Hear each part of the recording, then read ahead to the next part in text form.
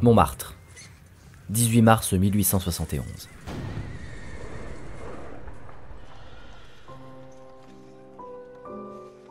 Adolphe Thiers, chef du pouvoir exécutif de la République française, envoie ses brigades réquisitionner une batterie de canons postée sur la butte, annexée 11 ans plus tôt à la ville de Paris. Face à la colère et aux supplications des Montmartrois, les soldats à qui l'on avait demandé d'ouvrir le feu sur la foule lèvent leurs crosses et se rallient aux insurgés. Ce jour-là, qui marqua le début de la Commune, 2 généraux furent fusillés à l'emplacement où s'élève aujourd'hui le Sacré-Cœur. Peu sont ceux qui, en parcourant Montmartre de nos jours, se doutent des événements qui ont pu s'y dérouler, ni des individus hauts en couleur, ni des destins hors du commun qui en ont hanté les rues et que l'oubli rattrape ou menace. Terre de martyrs, symbole de révolte et d'indépendance, Montmartre a longtemps été un lieu d'expérimentation, un vivier d'artistes, de poètes, de joyeux fêtards et de libres penseurs. Et grâce à ses cabarets et aux spectacles qui s'y sont joués, Montmartre est rapidement devenu l'un des quartiers les plus emblématiques de Paris. Le quartier où l'on innove, où l'on s'amuse, où l'on est libre. Ah, Montmartre, petit coin de paradis champêtre, suspendu au-dessus de Paris, où l'irrévérence, l'humour et l'esprit de fête règnent en maître. Merci pour l'invention, mais attendez d'avoir vu le spectacle pour applaudir. C'est sous l'impulsion d'une poignée d'artistes que Montmartre se fera commune libre, puis république au début des années 20. Aujourd'hui l'un des sites les plus touristiques de France, Montmartre s'accommode, bon gré mal gré, de cette manne économique qui pour certains tend à dénaturer l'âme de la butte. Mais comment Montmartre en est arrivé là ? Tâchons, à l'aide de spécialistes triés sur le volet, de répondre à cette question et de retracer l'histoire de ce quartier mythique. Une histoire bien plus ancienne et sibylline qu'on voudrait le croire. Soldats, n'oubliez pas que du haut du moulin de la galette, 40 siècles vous contemplent.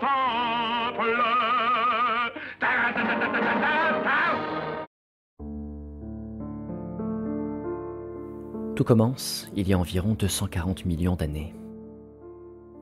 Ce qu'on appelle le bassin parisien s'est formé durant la période du Trias et englobe une grande partie de la moitié nord de la France. Cette cuvette géologique s'est comblée au fil des érosions en accumulant successivement, sur plusieurs dizaines de millions d'années, différentes couches de roches sédimentaires comme l'argile, le calcaire ou le gypse.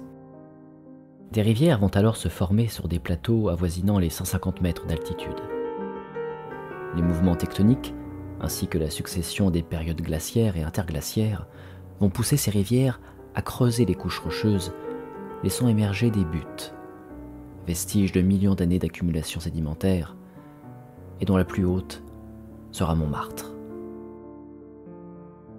Composée en grande partie de gypse, la butte sera très tôt exploitée pour ses gisements, dans lesquels seront découverts des fossiles, dont l'observation aura permis des avancées considérables en paléontologie et dans la concrétisation du concept d'extinction des espèces, soutenu par l'anatomiste français Georges Cuvier au XVIIIe siècle. Ça, c'était pour l'histoire de Montmartre avant les hommes.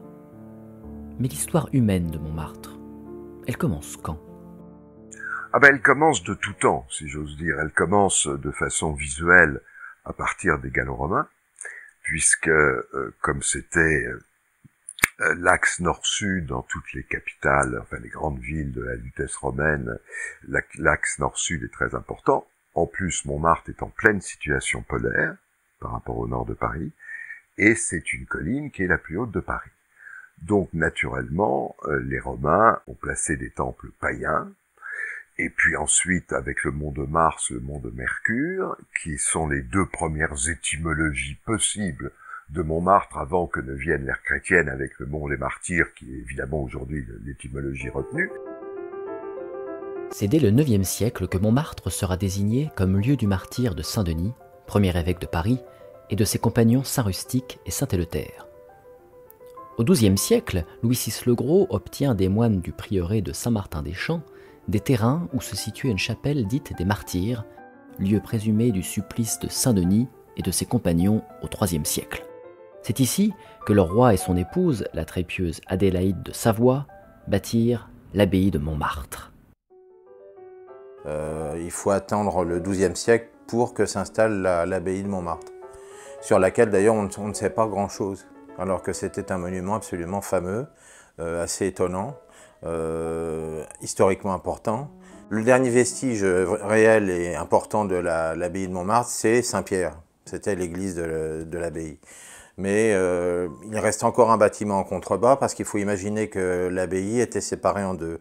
Il y avait le côté spirituel, on va dire en haut, près de Saint-Pierre, et le côté temporel en bas. C'est-à-dire qu'il y avait la chapelle, donc Saint-Pierre de Montmartre. On descendait par une galerie couverte, à peu près à l'emplacement de on va dire, de la station de métro Les Abbesses. Et l'abbaye, pour ce qui est du temporel, c'est-à-dire les lieux d'habitation, les lieux de prière aussi, mais enfin des champs, des potagers, étaient à cet emplacement-là. Et c'était une abbaye qui comptait à peu près une soixantaine de personnes.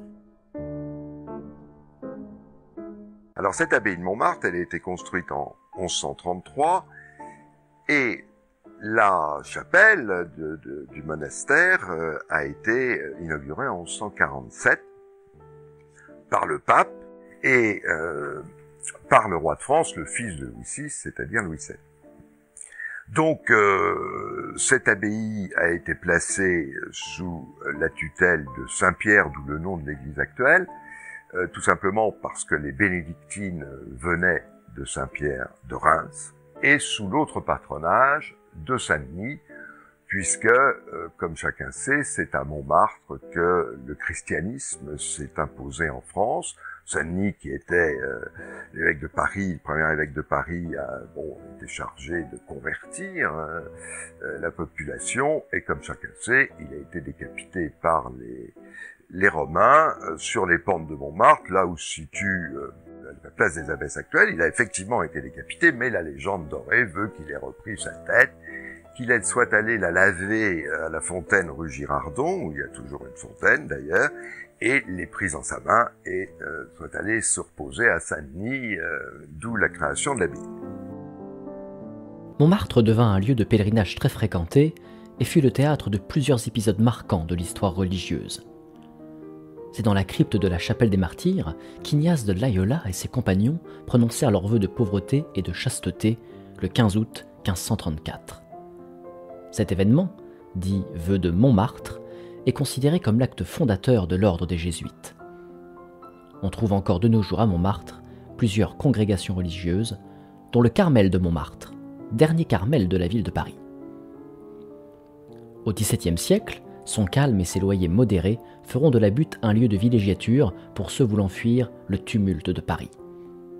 C'est aussi à Montmartre que s'implanteront de nombreux corps de métier, tels que les carriers, les meuniers, les broyeurs de pierre ou de couleur, vivant de l'exploitation des carrières de gypse sur lesquelles reposait l'essentiel des constructions en plâtre de Paris. De là naquit le célèbre dicton montmartrois « Il y a plus de Montmartre dans Paris que de Paris dans Montmartre ».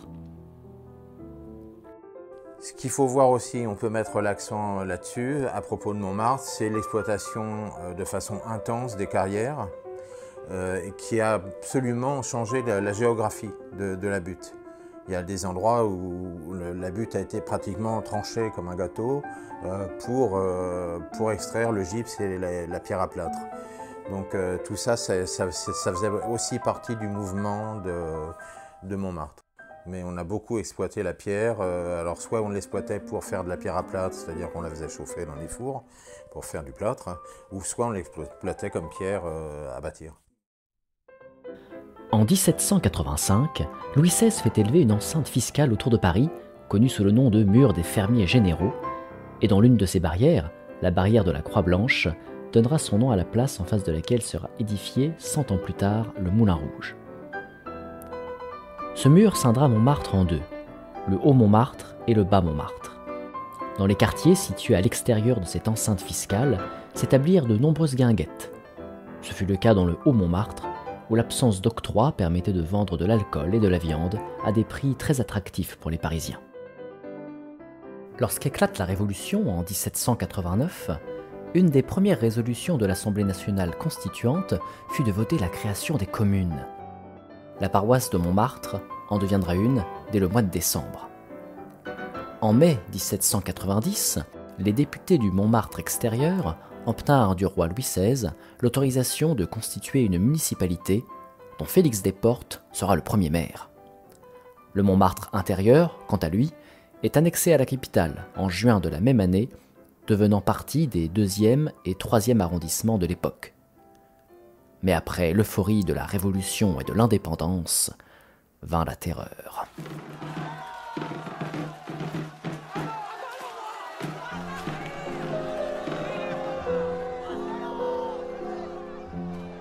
En 1793, suite à l'assassinat de Marat par la Normande Charlotte Corday, Montmartre changera provisoirement de nom et sera baptisé Montmarat. Cette demande sera approuvée par la Convention le 25 Brumaire en 2, soit le 15 novembre 1793. Un an auparavant, les religieuses de Montmartre s'étaient vues forcées de quitter leur abbaye. Marie-Louise de Laval de Montmorency, 43e et dernière abbesse de Montmartre, est quant à elle guillotinée le 24 juillet 1794, 4 jours seulement avant que Robespierre ne monte à son tour sur l'échafaud. Donc, avant la Révolution, les terres de l'abbaye de Montmartre, donc la censive de l'abbaye, le droit de justice basse, moyenne et haute, dépendaient de l'abbesse de Montmartre, et le pourtour de l'abbaye épousait peu ou prou la butte Montmartre. À la Révolution, évidemment, l'abbesse est guillotinée, Fouquier-Tinville en est le procureur et l'avocat général, et donc elle était vieille et un peu sourde, et il a dit, et un peu aveugle aussi, elle a comploté aveuglement et sourdement contre la Révolution. Bref, elle y est passée, comme beaucoup de gens, et les biens de l'église de l'abbaye ont été confisqués. Alors c'est resté une commune, donc ce n'est plus une paroisse, ça devient une commune, à partir de 89, et en 1790, sous la Révolution, donc, un an après la création des communes, le Bas-Montmartre est annexé à Paris pour former les 2e et 3e arrondissements à partir de 1795, parce qu'avant c'était des secteurs, et puis les arrondissements parisiens ont été créés en 1795, donc c'est devenu une partie des 2e et 3e arrondissements. La construction de l'enceinte d'Adolphe Thiers, à l'époque président du Conseil et ministre des Affaires étrangères, fut une décision du roi Louis-Philippe pour protéger Paris des invasions extérieures. Elle débutera en 1840 et s'achèvera en 1844.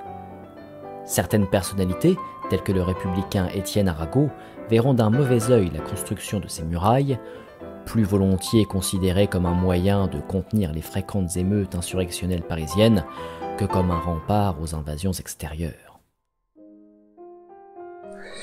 Donc, la moitié de Montmartre, en gros la partie basse et sud, est annexée à Paris. La partie haute demeure une commune indépendante, avec son maire, avec son administration, etc., jusqu'en 1860, où là, le nouveau Paris haussmannien s'installe avec son enceinte actuelle, l'enceinte de Thiers, qui correspondait aux fortifications, elles militaires et non pas fiscales, celle-là. Et en 1860, on a détruit le mur des fermiers généraux. Le Haut-Montmartre a été lui aussi rattaché à Paris pour devenir le 18e arrondissement, alors que le Bas-Montmartre, qui était le 2e et le 3e, est devenu le 9e. La commune de Montmartre sera donc supprimée et son territoire est rattaché au tout nouveau 18e arrondissement. Il sera réparti entre les quartiers des Grandes Carrières, de Clignancourt, de la Goutte d'Or et de la Chapelle. La petite partie de Montmartre située hors des fortifications de Thiers sera quant à elle rattachée à la commune de Saint-Ouen, et il faudra attendre quelques décennies encore avant d'entendre à nouveau parler de commune libre de Montmartre.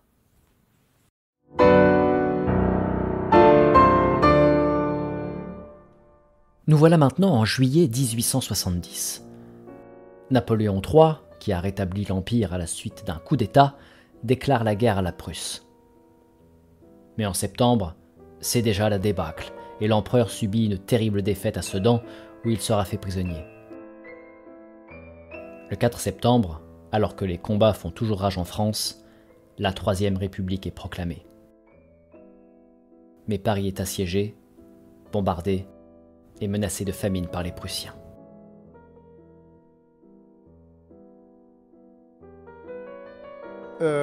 Lorsque les Prussiens sont là et encerclent Paris, en réalité, vous avez Louise Michel qui a créé avec ses amis le comité de vigilance de Montmartre. Et ça, c'est très très important parce que précisément de Montmartre, on va envoyer par ballon, c'est Nadar, les fameux ballons donc pour le courrier donc envoyé par Nadar en province. Ça permet donc aux gens de Paris qui sont assiégés et enfermés dans Paris, donc précisément eh bien, de donner de leurs nouvelles donc aux gens qui se sont installés ou réfugiés en province. Vous avez le Gambetta et Eugène Spuller qui vont partir de la place Saint-Pierre, mais c'est tout proche donc de la place du Tertre, donc toujours en ballon pour aller former le gouvernement provisoire à Bordeaux.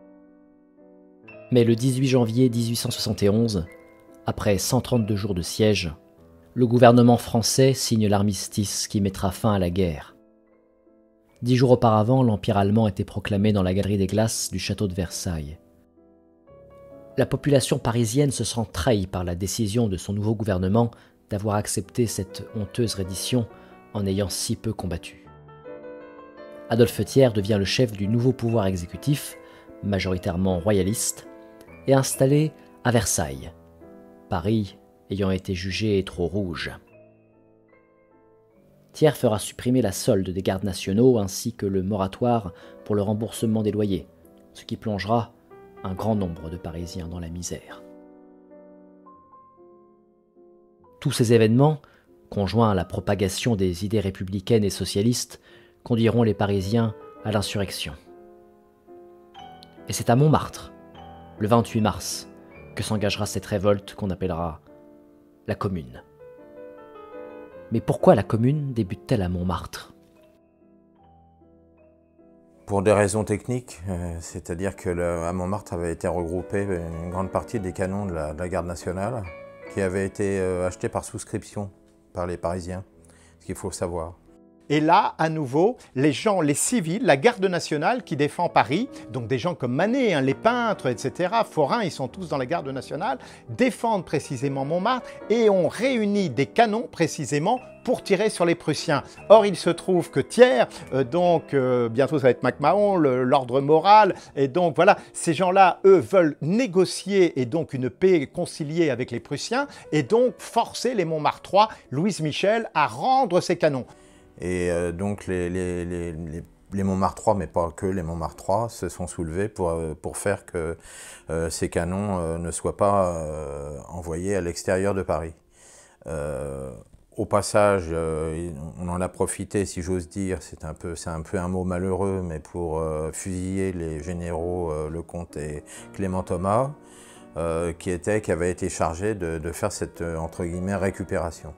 Alors Clémenceau, par exemple, qui est à ce moment-là maire de Montmartre, il le prend en très mauvaise part parce que lui est républicain et donc ce sera un drame qu'il ressentira absolument toute sa vie. Mais il est à l'époque le jeune maire donc, de la commune de Montmartre, jeune médecin. Montmartre a eu comment dire, un rôle un peu de déclencheur, mais la commune, bien sûr, s'est passée bien ailleurs qu'à Montmartre. Dans tout Paris, après, il y a eu la répression, la fameuse semaine sanglante en mai 1871, qui a été absolument épouvantable.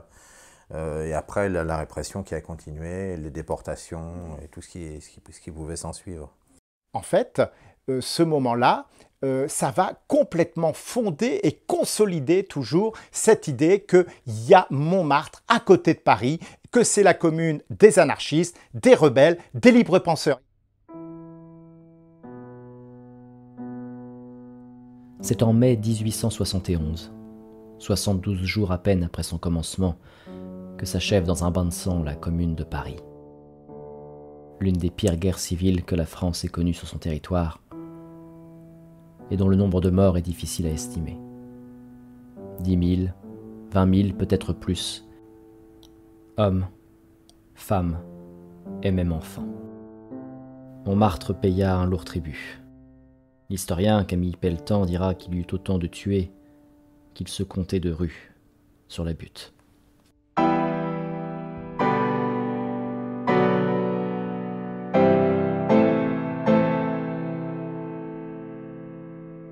En pleine débâcle franco-prussienne, L'homme d'affaires Alexandre le Gentil et son beau-frère, le peintre Hubert de Fleury, avaient émis le vœu de construire un sanctuaire consacré au Sacré-Cœur du Christ, en réparation des péchés commis par la France.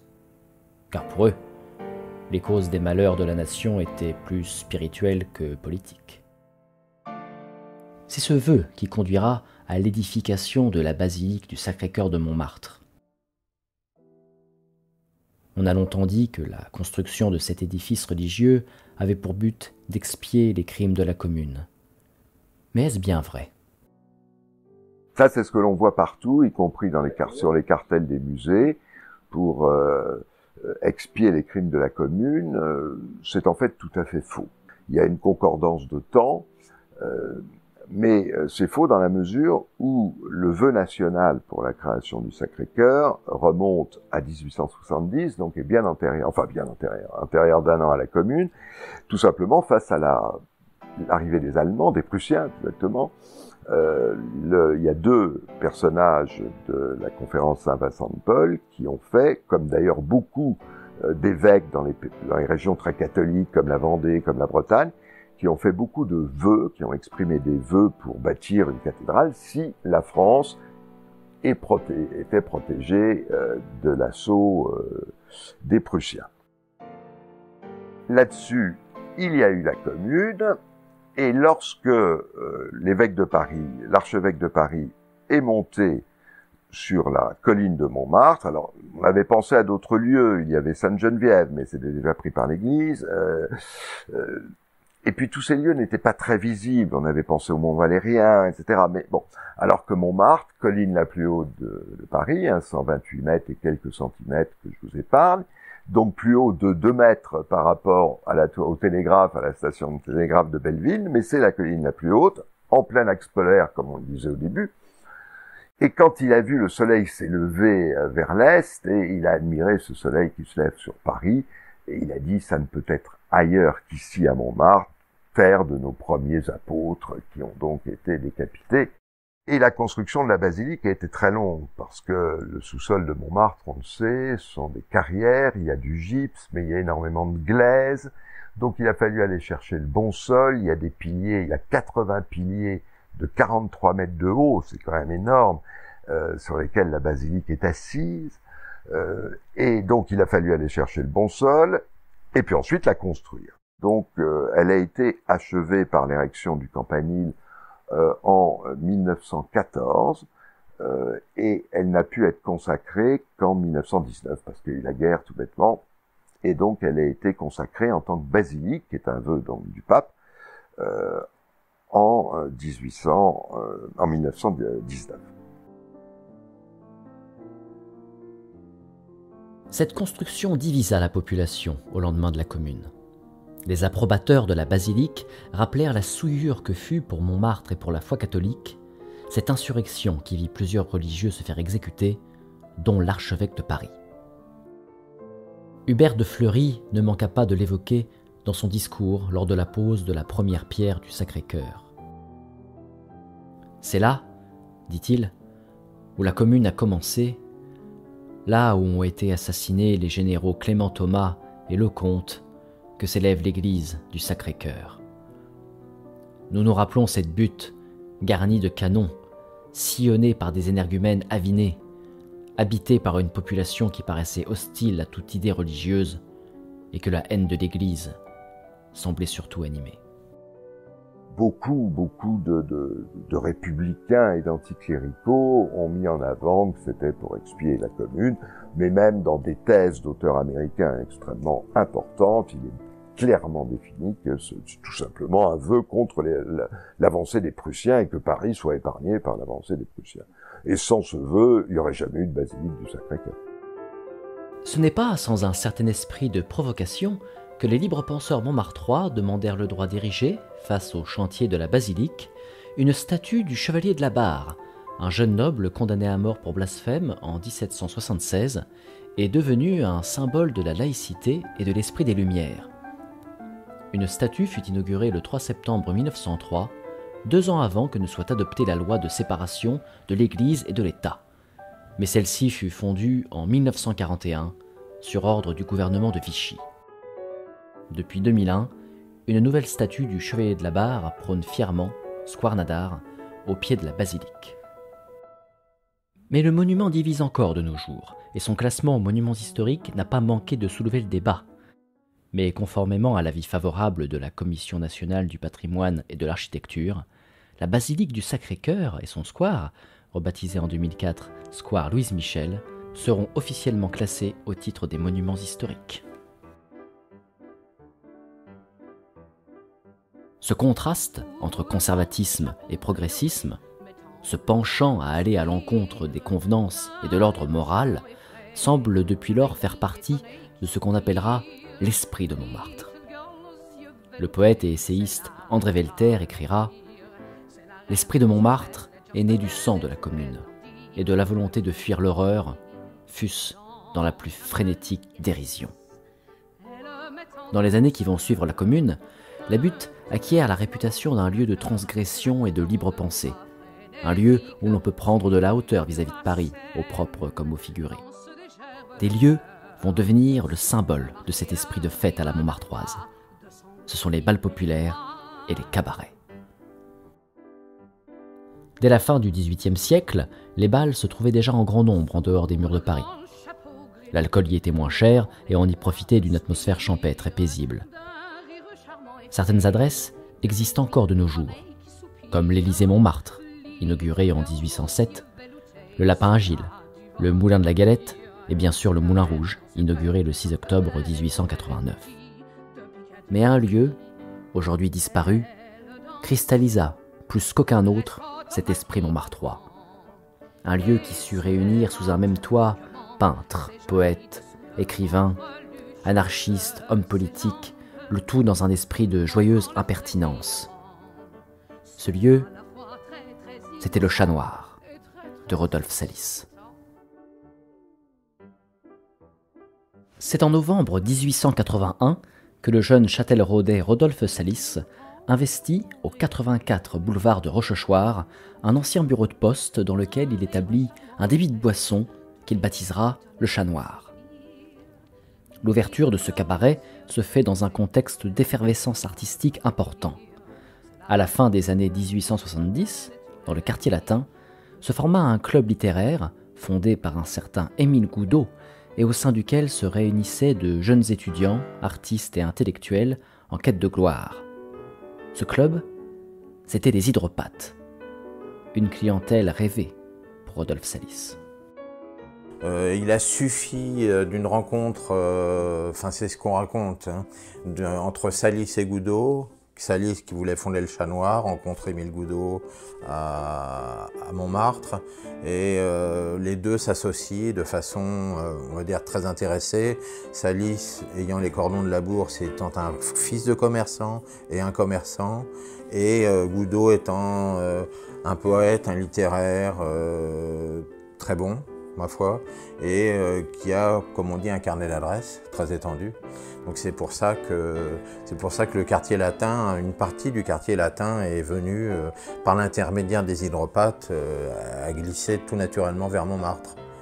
Et là, de là est né, boulevard de Rochechouart, le premier Chat Noir. Après la guerre de 70, l'heure était plus au bal.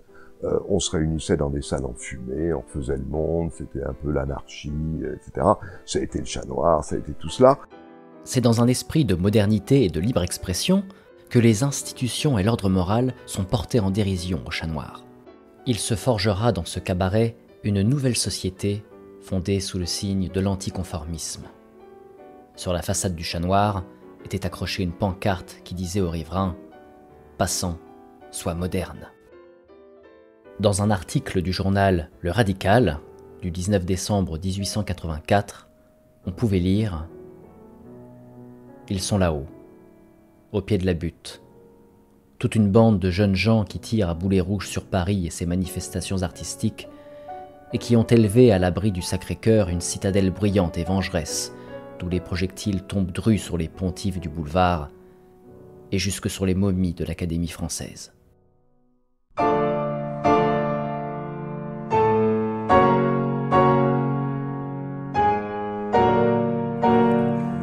ça va rester dans l'histoire parce que c'est un lieu déjà, alors c'est un lieu qui n'est pas bien grand, c'est où on sert des boissons, mais où sa liste d'autorité va installer un piano, alors que c'était pas, on va dire que c'était pas bien vu. Et là, on va chanter, on va déclamer, on va se réunir. Ça va être un endroit, un point de fixation. Salis va être, on va dire, quelque part, il va être le gentil organisateur de ça. Alors gentil, et d'autres diront après qu'il n'était pas très gentil, mais ça c'est un autre sujet, on va dire. Mais il a une chose, c'est qu'il crée un endroit, un cabaret. Le cabaret existait déjà au XVIIIe siècle, mais le cabaret avant c'était rien. C'était un endroit où on venait boire, on mangeait, où on jouait aux cartes, aux échecs, et des choses comme ça. C'était un endroit comme ça. Lui, il va en faire un endroit pour que la littérature s'exprime, un endroit d'échange, où on pouvait s'asseoir, on pouvait entendre des chanteurs, on pouvait entendre des déclamations, on pouvait entendre des tas de choses, faire des rencontres. Les artistes pouvaient se rencontrer entre eux, les poètes, les littérateurs pouvaient se rencontrer. Ça, c'est quand même très très nouveau. Au mois de mai 1885, le Chat Noir déménage rue de Laval, aujourd'hui rue Victor Massé. Plus grand, l'établissement peut maintenant accueillir les clients qui viennent en grand nombre apprécier l'atmosphère unique de ce cabaret d'un genre nouveau et pour assister à un spectacle qui deviendra bientôt indissociable du Chat Noir, le célèbre Théâtre d'ombre d'Henri Rivière, un divertissement unique à l'époque. Le déménagement, c'est toute une affaire parce que bon, forcément le Chat Noir était tout petit, le premier, c'était un ancien bureau de poste. Lui, qu'est-ce qu'il va faire? Il va aller rue Victor Massé, c'est-à-dire qu'il va quelque part annexer à Montmartre le haut du 9e arrondissement et il va aller dans une rue essentiellement occupée par des petits commerçants. Donc qu'est-ce qu'il va faire? Il va louer un hôtel particulier qui était avant occupé par un peintre et dans cet hôtel particulier, il va recréer son cabaret avec une sorte d'auberge à l'ancienne, comme c'était un peu le goût de l'époque. Et là, il va faire on va dire, un café en bas où on pouvait manger un peu. Il va y avoir une salle à l'étage. Et dans cette salle, au début, il faisait aussi, il y avait ce qu'on appelait les chansonniers de l'époque. Il y avait un piano, on pouvait faire des conférences aussi. Il y avait différentes choses qui se passaient. Et puis un jour va venir la fameuse aventure du Théâtre d'ombre qui va vraiment bouleverser la vie du Chat Noir et qui va devenir quelque part la locomotive du Chat Noir, donc avec des créations régulières de spectacles de Théâtre d'ombre, très très élaborées, avec une machinerie qui va être construite derrière une fenêtre du chat. On va faire un écran, comme un écran de cinéma pour les ombres. Et là, ça va être un truc absolument formidable, des spectacles très bien montés, avec de la musique, avec Salis surtout, et ça c'était vraiment indispensable. Salis qui faisait le conteur, l'aboyeur, et qui quelque part tous les jours adaptait à l'actualité son récit. Et c'est ça, ça va connaître pendant un temps, parce que les Parisiens sont très, très volages, ça va connaître vraiment un gros succès. C'est à cette époque, à Montmartre, l'âge d'or du foisonnement artistique. Dès le début du XIXe siècle, la Butte était déjà un lieu très apprécié des artistes, pour son calme et ses loyers modiques. Le peintre Horace Vernet s'y installe dès 1820, tout comme son voisin Théodore Géricault. Et quelques décennies plus tard, ce seront des artistes tels que Corot, Manet, Cézanne, Degas ou Renoir qui se réuniront régulièrement sur la Butte, au Café Gerbois, puis à la Nouvelle Athènes. Ces précurseurs feront de Montmartre un chef-lieu de l'avant-garde artistique. À part la Renaissance, et même la Renaissance, il n'y a aucun lieu comme Montmartre qui a vu autant de courants artistiques différents se créer dans un temps si bref. Hein. Romantisme, symbolisme, Barbizon, impressionnisme, l'impressionnisme, les nabis, les fauves, avec Van Dongen, Derain, etc. Les cubistes, et même l'abstraction. Là, Montmartre trouve quand même sa spécificité vis-à-vis des artistes, que ce soit la peinture, la musique, le théâtre, le cabaret, beaucoup le cabaret.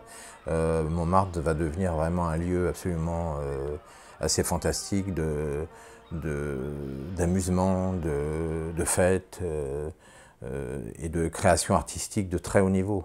Nous allons nous efforcer aujourd'hui de faire savoir à tous ceux qui sont devant leur poste de télévision, de rappeler, parce qu'ils le savent tous, que Montmartre est effectivement une sorte de tremplin qui a projeté vers la gloire un nombre infini des peintres qui sont maintenant les plus prestigieux, qui sont ancrés dans toutes les mémoires, et aussi un nombre de poètes non moindres parmi les plus intéressants. Il y a une très grande cité d'artistes à Montmartre, hein. On citait le Bateau-Lavoir, les Fusains, la Villa des Arts, Montmartre aux artistes, il y a toujours, et ces lieux existent toujours et sont toujours habités par des artistes. Il y a eu, bien sûr, les Dada. Le dadaïsme est né, on le sait, à Zurich, cabaret Voltaire, mais les Dadas se sont retrouvés autour de Tzara, à Montmartre, alors à la fois des poètes et des peintres. Ensuite, il y a eu les surréalistes, quand même, dont le cœur a été à Montmartre, Place Blanche, autour d'André Breton, qui vivait rue Fontaine, à 100 mètres de là, et qui se retrouvait au café à côté du Moulin Rouge, régulièrement, pour discuter. Donc, il y a quand même, après la Première Guerre mondiale, à la fois les dadaïstes et les surréalistes, et qui, eux aussi, étaient montmartrois. Complètement. Les poètes Mallarmé, Arthur Rimbaud, Paul Verlaine, de Nerval ou plus tard Apollinaire feront à Montmartre un passage remarqué. L'écrivain Alphonse Allais et le compositeur Éric Satie feront leurs armes au chat noir, et de nombreux autres artistes marqueront à jamais la butte de leur passage, comme Vincent van Gogh qui s'y installe en 1886, Pablo Picasso qui peindra au Bateau-Lavoir ses célèbres Demoiselles d'Avignon, Claude Monet, Suzanne Valadon et son fils Maurice Utrillo, Auguste Renoir, qui vécut au château des Brouillards, Modigliani, et bien sûr Toulouse-Lautrec, qui cristallisa presque à lui tout seul cette grande période artistique montmartroise. Lautrec est quelqu'un qui a su faire des blasons de tous les grands artistes, que ce soit donc par exemple quelqu'un dans le théâtre, donc comme Lucien Guitry, que ce soit Jeanne Avril pour la danse, que ce soit May Milton, que ce soit Aristide Bruant. Et à travers ses affiches, effectivement, à travers autant de blasons qu'il a créés donc de ces grands artistes, il a cristallisé l'esprit de Montmartre. C'est après la Première Guerre mondiale qu'une poignée d'artistes décide de fonder la Commune libre de Montmartre, un pastiche de commune dont l'artiste et chansonnier Jules de Paquis sera le premier maire. Peu de temps après, va naître l'association de la République de Montmartre, prolongeant l'esprit et les objectifs de la Commune libre.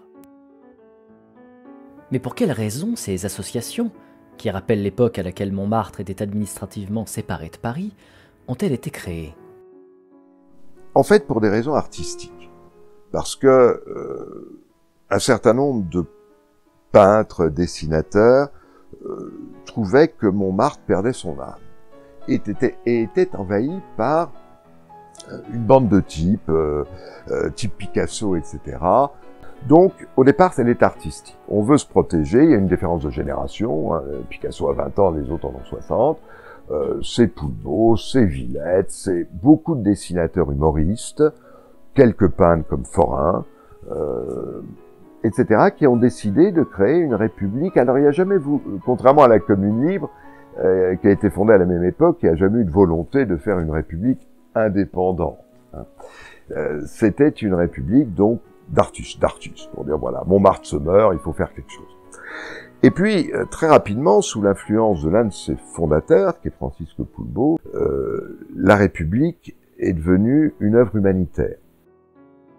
Montmartre était un quartier pauvre, et ces gosses qui jouaient dans la rue ont inspiré Poulbeau, qui n'en avait pas eu, qui ne pouvait pas en avoir, et donc qui a reporté toute son affection paternelle sur ces mômes de Montmartre, qu'on a fini par appeler des petits Poulbeaux. C'est rare d'entrer et d'avoir son patronyme qui entre dans l'ethnographie.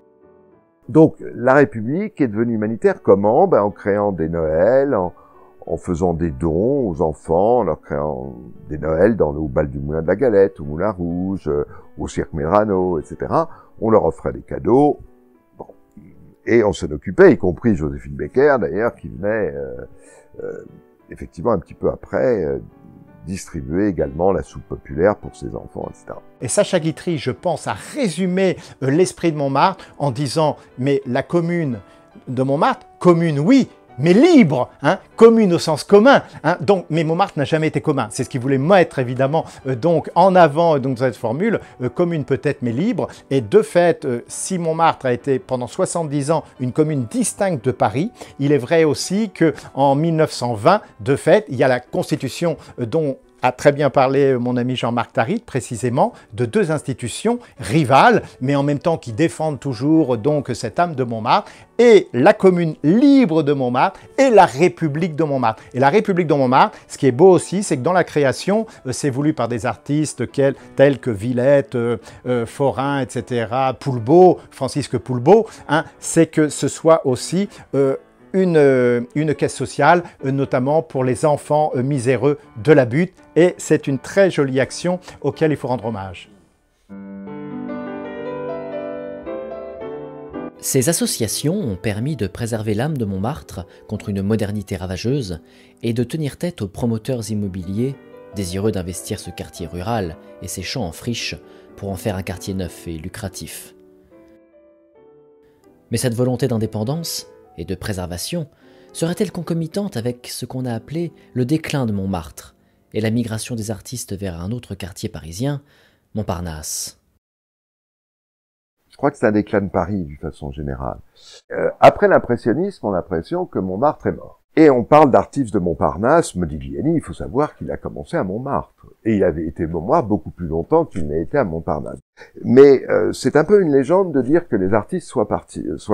Parce que on pense souvent à Picasso quand on dit ça. Or, il a été très peu boulevard Schœlcher. Il a été ensuite très vite quai des Grands Augustins et rue de la Boétie. Et donc, voilà, ça ne l'empêchait pas de fréquenter Montparnasse, bien sûr, mais il fréquentait plus le quartier qu'il ne l'a habité véritablement. Il y a eu forcément, c'est ce qu'on a dit, il y a eu la construction de la ligne de métro Nord-Sud qui reliait Montmartre à Montparnasse. On a dit que les artistes ont pris le métro et sont arrivés à Montparnasse. C'est un peu vrai aussi, mais c'est aussi des lieux à la mode qui changent et qui font que les gens sont attirés plus ou moins par un lieu ou un autre. Moi, je ne pense pas qu'on puisse parler de déclin à Montmartre.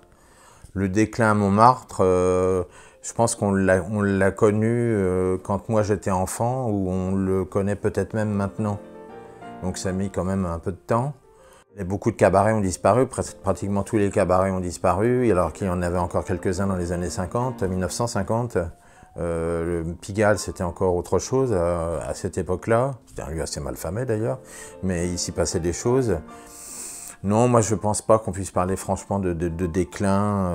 On a toujours dit ça, on a opposé les deux, Montmartre et Montparnasse, mais on se rend compte aussi quand on lit la littérature de l'époque que certains allaient facilement de l'un à l'autre. Mais donc Montmartre a gardé quand même son intérêt.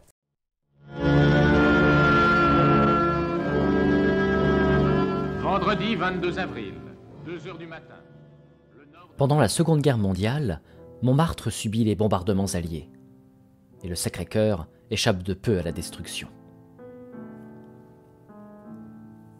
À la Libération et durant les années d'après-guerre, la France se reconstruit et l'ancien monde laisse place au nouveau. Comme un siècle auparavant, il flotte en France un vent de révolte et de bouleversement des mentalités.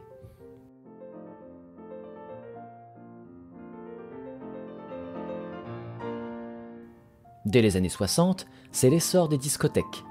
Mais avec son cabaret burlesque, ses spectacles de transformistes et sa joie de vivre, Michel Cathy, alias Michou, deviendra une figure mythique des nuits parisiennes et l'une des personnalités préférées des Montmartrois. C'est vous Michou? C'est moi Michou, oui.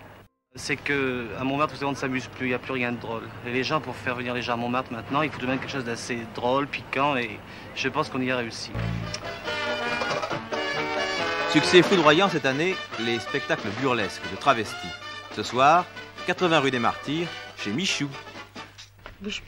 Michou, c'est la même chose que le Chat Noir. C'est-à-dire que Michou personnifiait Michou, l'établissement. Salis personnifiait le Chat Noir. Quand, je vais faire un parallèle un peu fâcheux, mais quand Hergé est mort, on a dit Tintin c'est lui.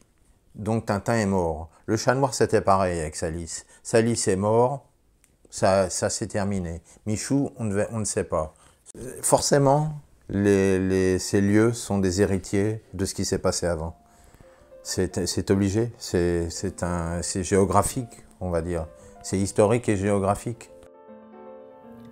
Quelques décennies avant Michou, et toujours à Montmartre, Madame Arthur devenait en 1946 le premier cabaret travesti parisien. Un an plus tard, c'était au tour des Trois Baudets d'ouvrir au public. Ce cabaret verra de jeunes artistes faire leur début, comme Jacques Brel, Georges Brassens, Raymond DeVos, Fernand Reynaud ou encore le jeune Serge Gainsbourg, dont le père était pianiste chez Madame Arthur. En 1986, les humoristes Coluche et Thierry Leluron défrayeront la chronique en organisant leur faux mariage à Montmartre pour le meilleur et pour le rire. Cet événement, retransmis à la télévision, montrait qu'à l'heure de la jet set et du star system, l'esprit montmartrois n'était pas mort. Le marié Thierry Leluron, en queue de pie, et sa compagne Coluche écoutèrent ensuite avec attention, énumérées devant eux par le maire Jean Mousnier, les lois du mariage à la manière de la commune libre de Montmartre. Le mariage ne confère aucun droit à chacun des époux en général et en particulier.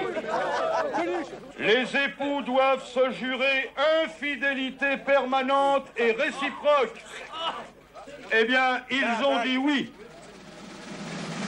Enfin, le oui exprimé et le mariage scellé, les jeunes époux ont échangé leurs anneaux, puis, dans un désordre jamais vu, sont allés boire le verre de Beaujolais traditionnel.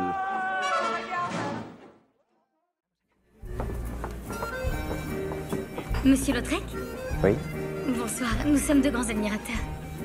Merci, madame. Pouvons-nous vous offrir un verre ? Ah ben, j'en serais enchanté. Prenez un siège. Sa renommée internationale, Montmartre la doit aussi en grande partie au 7e art. Pour Montmartre, ce sera 600 francs par homme au bonsoir. Ah, je vois ce que c'est, vous voulez profiter de la situation. Plébiscité par les cinéastes pour son cachet et son authenticité, la Butte deviendra, avec le cinéma, une façade provinciale de la vie parisienne et plus largement, un reflet de l'esprit français. Merde, je t'ai dit tout près de la caméra, c'est ça, tout près de la caméra ? Dès les années 30, Montmartre sert de décor à des films tels que Le Bidon d'Or ou Faubourg Montmartre. Pour la comédie musicale Un Américain à Paris de Vicente Minnelli avec Gene Kelly, le vieux Montmartre a été reconstitué dans un studio hollywoodien en 1951.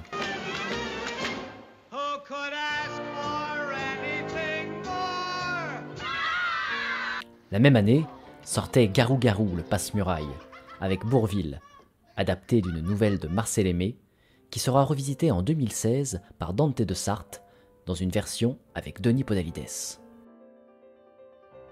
En 1952, John Huston rendait un vibrant hommage à Toulouse-Lautrec et à Montmartre dans son film oscarisé Moulin Rouge. En 1954, French Cancan, de Jean Renoir avec Jean Gabin, mettait à l'honneur le monde du music-hall. Edith Piaf, qui fit ses débuts à Montmartre, y fait une apparition dans le rôle de la chanteuse Eugénie Buffet.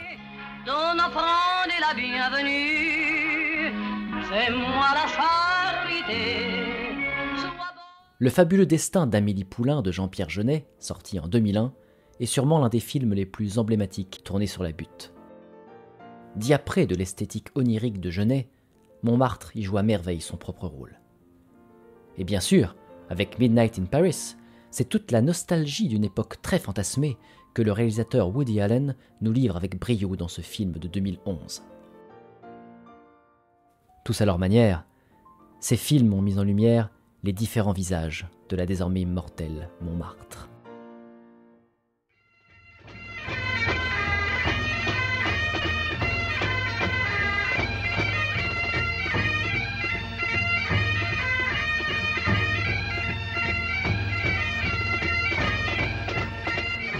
Mais, en vrai gosse de la Butte, Dominique ne tient pas en place. Son village et ses vieilles maisons, il les connaît par cœur, mais aujourd'hui, il éprouve comme un touriste le désir d'aller les revoir. L'histoire de la Butte, il ne la connaît qu'à travers la légende et les noms d'artistes. Dans ses rues pavées, sur ses trottoirs étroits, Corot, Toulouse-Lautrec, Van Gogh, Gauguin, Dufy, Renoir, Utrillo et d'autres ont passé.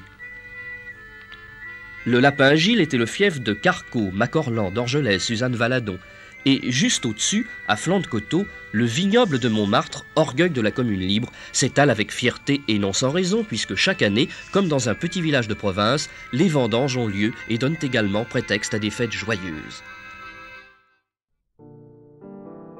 De nos jours, Montmartre n'a rien perdu de cette joie qui la caractérise. Et sa riche histoire, que nous ne venons que d'effleurer, saute aux yeux de chaque promeneur qui veut bien s'ouvrir à elle. Mais avec 12 millions de visiteurs par an, pour un 18e arrondissement comptant moins de 200 000 habitants, avec ses loyers qui flambent, ses artistes en lutte permanente contre la contrefaçon, aussi bien que contre les terrasses des restaurateurs, et en entretenant une image qui peut sembler factice et mue principalement par le généreux portefeuille de touristes en quête d'exotisme culturel, Montmartre n'est-elle pas devenue victime de son succès ? Qu'est-ce qui explique qu'une grande partie de la butte cultive à ce point sa propre caricature ? Je pense que c'est lié justement à un côté graphique, c'est lié un peu à des légendes, c'est lié à Toulouse-Lautrec, c'est lié, il y a toute une, comment dire, une historiographie de Montmartre qui est un peu post-romantique, qui fait que cette chose-là s'entretient, plus ou moins juste titre d'ailleurs. C'est vrai que la vision qu'ont les touristes ou les gens qui n'habitent pas ou qui connaissent mal Montmartre, de Montmartre, c'est, allez, Picasso un peu pour les plus cultivés, Lautrec bien sûr, et un peu Steinlen grâce à son dessin du chat noir, puis ça s'arrête un peu là, et peut-être un peu Renoir avec le bal du Moulin de la Galette, mais il faut déjà être allé au musée dans sa vie. Donc, Montmartre est très limité à cela. Ben, je dirais que le problème de l'entretien, quelque part, par certains, de l'image artistique de Montmartre, cette image de peintre fin de siècle, début de siècle, Moulin de la Galette, ainsi de suite, ben, effectivement, c'est comme on dit, l'arbre qui cache la forêt. C'est bien pour ça d'ailleurs que certains pans de l'histoire de Montmartre sont complètement ignorés, comme l'histoire de l'abbaye, des choses comme ça. Alors que Montmartre, et ça c'est quand même une chose qu'il faut remarquer, est un lieu au point de vue religieux de première importance. Le Sacré-Cœur est un lieu religieux d'importance mondiale. On me dit toujours « Ah, Montmartre, c'est les touristes, machin ». Et à chaque fois je dis « Attendez, venez voir ». Et puis, moi, je vous montrerai, vous verrez, il y a encore quelque chose. Qu'est-ce que c'est? La géographie, la vue, je ne sais pas.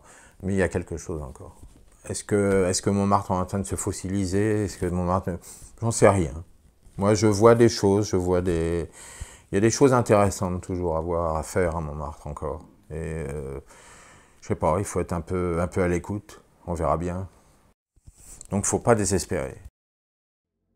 Demain, quelques-uns viendront en pèlerinage au bas de la butte Montmartre, au Moulin Rouge où Prévert réside présentement. Alors maintenant, nous écoutons tout de suite Verlaine par Christian Juin.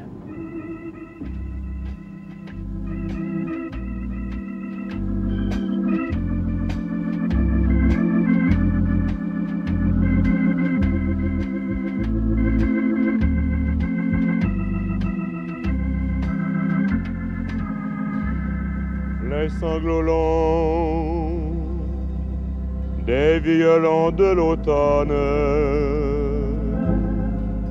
bercent mon cœur d'une langueur monotone. Aujourd'hui encore, Montmartre ne cesse de se faire valoir par ses originalités, son chauvinisme et son art de vivre. Ces atmosphères d'un autre temps nous appellent sans cesse à la fête et à la rêverie, au souvenir d'une époque révolue, mais pas si lointaine. Derrière chaque pavé, chaque marche, chaque porte se cache l'histoire, avec un grand H. Comme dans un grand nombre d'endroits, il suffit parfois de sortir des sentiers battus, d'échanger avec les locaux, ou simplement de lever les yeux, pour que s'offre à nous ce qui échappe d'ordinaire au regard du badaud. Un torrent d'histoire qui nous nourrit autant que nous le nourrissons. Restons donc toujours vigilants à l'histoire que nous léguons, aux lieux dans lesquels nous ne faisons que passer. Je me souviens des jours anciens et je pleure. Et je m'en vais au vent mauvais qui m'emporte. De ci, de là, pareil à la feuille morte.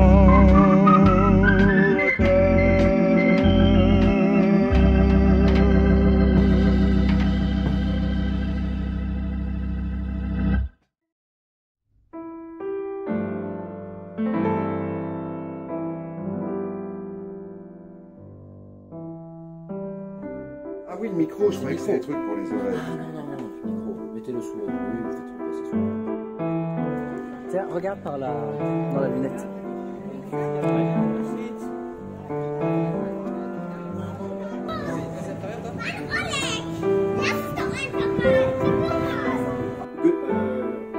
Attends, je vais te faire un truc. Je vois ce que... Parce que Boudin aussi était à Montmartre. J'ai des...